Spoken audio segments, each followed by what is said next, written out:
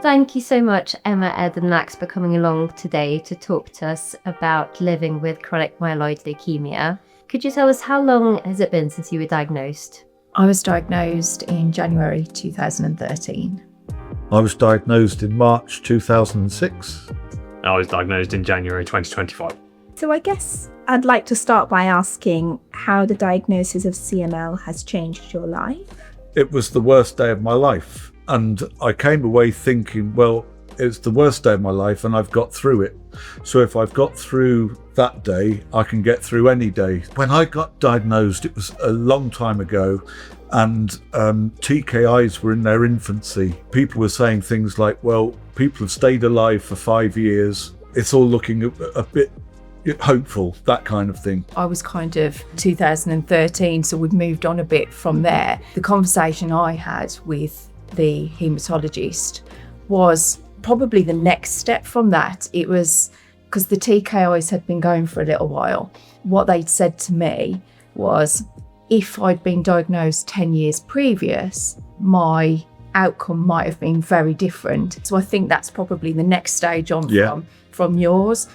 That day, like you say, was probably the worst day of my life. I initially thought I was going to die because that is all I knew from leukemia's perspective. And I just wondered, with you being the most recent diagnosis, how was your experience? Very different. They said you've got leukemia. We don't think it's one of the bad ones, luckily. So the language had completely changed by the time it had come around to the time where I've been diagnosed, where phrases like the good cancer being used and those kinds of things. It's called leukemia, which, like you say, there's certain preconceptions of. And like you've both said, it was the worst day of your lives for myself. Then having that news 2 weeks later to confirm that it was CML was actually one of the best days of my life, because by that point you'd read so much about it and knew what the sort of prognosis really was like. The next day was almost like you've gotten the second chance at life almost. It was really, really, I can't describe emotionally the roller coaster that you go on, but it was really intense and very different by the sounds of it to yourselves, what you kind of mentioned there. I wonder, since that diagnosis and since that day, how having the diagnosis of CML has impacted on your life and the way you kind of carry on day to day. At first, it was more about other people saying to me, you need to stop now, you need to stop doing this, you need to stop doing that, you need to slow down. And me being me, I'm like, absolutely not. I carry on and carry on and carry on. And then I have days where I physically cannot get out of bed because I am that exhausted.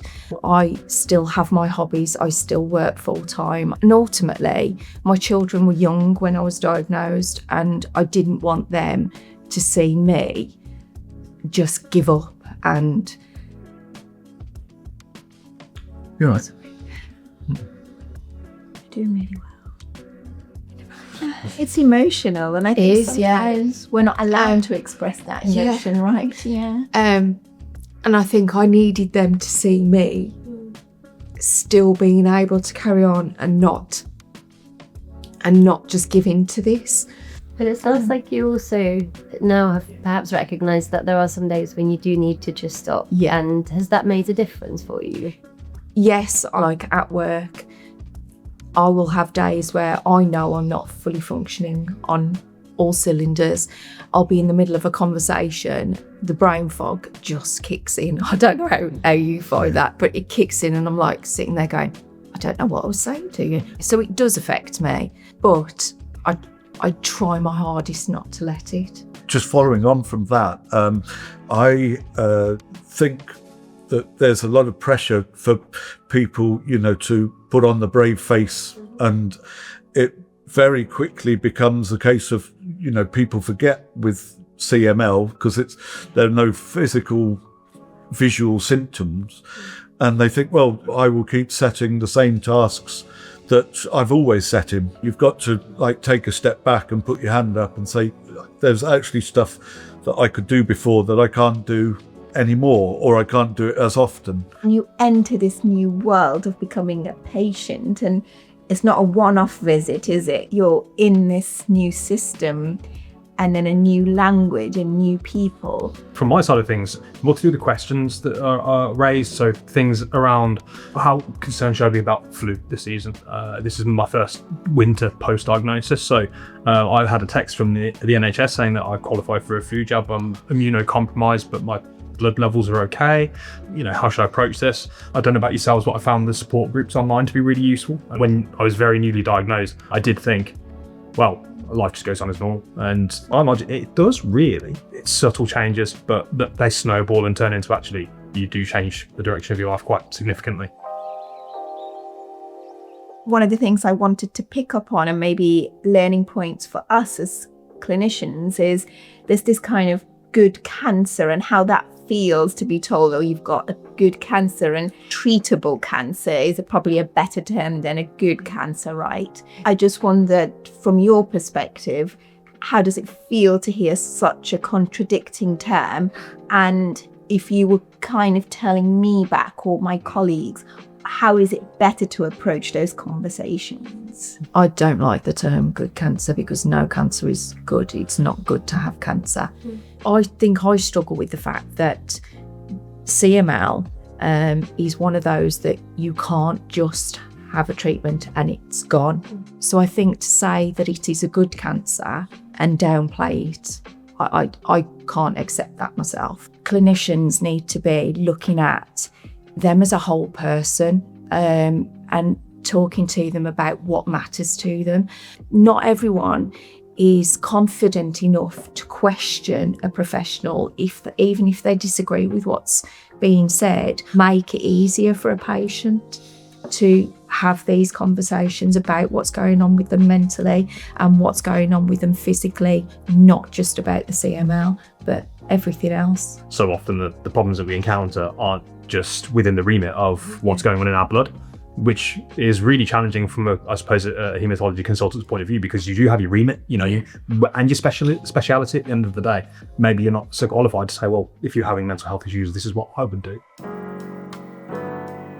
Thinking about the main challenges that you come across on a day-to-day basis, what would you say those are, and what are your individual ways of managing that or coping with that? It takes a bit of adjustment mentally when you're thinking, well, I want to keep my positive attitude for my self-worth and battling the mental side of the disease. We've each got our individual tales to tell. You just got to adapt, and you've got to do your best, which is all you can do, to get everybody who needs to be on your side. There's mental challenges in that kind of capacity. When it comes to relationships, it's been really interesting in the sense that people who I didn't think would show up have really showed up. I've got better relationships with people as a result.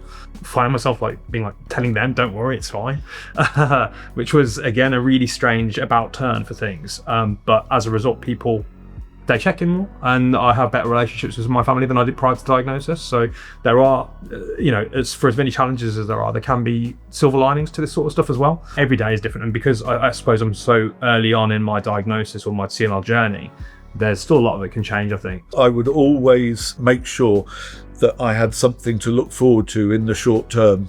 On the anniversary of the diagnosis, I'm a guitarist, and I would treat myself to a guitar on the anniversary day, and started putting leukemia concerts together, annual concerts.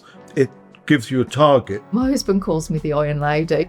That's it. I'm carrying on. I'm cracking on. But like I said, over time, I have recognised that I do need to slow down, and I do need those days. And those are the days that I don't cry about it very often, but those are the days that I will go, yeah, I just need to have a good cry. I need to let it all out, and I feel much better for it. I found counselling actually to be completely indispensable. Gave me a tool set, even just from a few sessions, really. Kind of being kind to yourself, sitting with your feelings and those kinds of things, and not sitting there thinking, I've got to be a positive person, or how do I look at the bright side here? It's like, you can just say there isn't one, and it's fine. Just process it, and then come to understand how you feel about these things. And if you can take that step forward, it will help you in ways that you may not think that you needed to be helped. Thinking 5 years from now, if we were looking ahead, what does living well with CML look like for you? I think carrying on with my life as I am now. So just attending my theatre groups, singing, all the things that I love, and just being with my family. My life now isn't too different to what it was like 5 years ago. So I'm not anticipating big changes in the next 5 years. I'm very recently a father for the first time, so everything has just taken a shift to be centered around my daughter. So the next 5-10 years is seeing her grow to be happy, healthy, thriving, really, and long beyond that as well. I'd like to thank you all for coming along today and sharing your experiences. It's been so great to hear, and I'm sure really valuable for everybody watching this. Thank you. Cheers. Thank you.